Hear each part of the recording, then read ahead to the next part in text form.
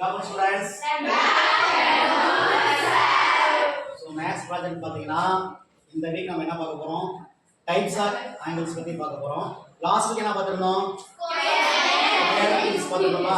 அப்ப இந்த வீக் நம்ம ப்ராஜெக்ட் என்ன அப்படினா டைப்ஸ் ஆஃப் ஆங்கிள் பார்த்திருந்தோம். அதுல பாத்தீங்கன்னா ஒரு பெண்மணி வந்து பாத்தீங்கன்னா அழகா ப்ராஜெக்ட் பண்ணி கொண்டு வந்திருக்காங்க. சோ டைப்ஸ் ஆஃப் ஆங்கிள் அப்படிங்கிறது நம்ம ஆல்ரெடி நமக்கு தெரிஞ்சிருக்கும் என்ன அப்படிங்கிறது.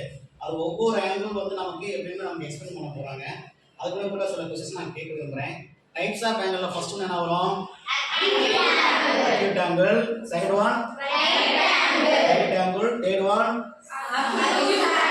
obtuse angle. Fourth one straight angle. Fifth one obtuse angle. Sixth one complete angle. நம்ம ஆல்ரெடி கிளாஸ்ல நம்ம பார்த்திருக்கோம். இருந்தாலும் ஒவ்வொரு ஆங்கிள் எப்படி இருக்கு அப்படிங்கிறது லைவா அந்த சார்ட் மூலமா எக்ஸ்பிளைன் பண்ண போறாங்க. சோ அந்த பெண்மணிக்கு நம்ம கண்டிப்பா ஒரு பாராட்டு கொடுத்தே ஆகணும். இந்த மாதிரி ஒவ்வொரு வீடியோ எப்படி பார்த்தீங்கன்னா கண்டிப்பா மேக்ஸ்ல ஒரு ப்ராஜெக்ட் பண்ணி காட்டினா கிரியேட்டிவிட்டி வந்து கொஞ்சம் கண்டிப்பா உங்களுக்கு ஃபார்ம் ஆகும். ஸோ அதை யூஸ் பண்ணி நம்ம பெரிய லெவல் நீங்கள் கண்டிப்பாக போகிறதுக்கு சான்ஸ் நிறையா இருக்குது. எவ்ரி வீக் பார்த்தீங்கன்னா ஒவ்வொரு கேர்ள்ஸ் வந்து நீங்கள் ப்ராஜெக்ட் பண்ணணும் கண்டிப்பாக. சரிங்களா? ஸோ அந்த பெண்மணிக்கு நம்ம பெரிய பாராட்டு கொடுத்துக்கலாம். தேங்க்யூ.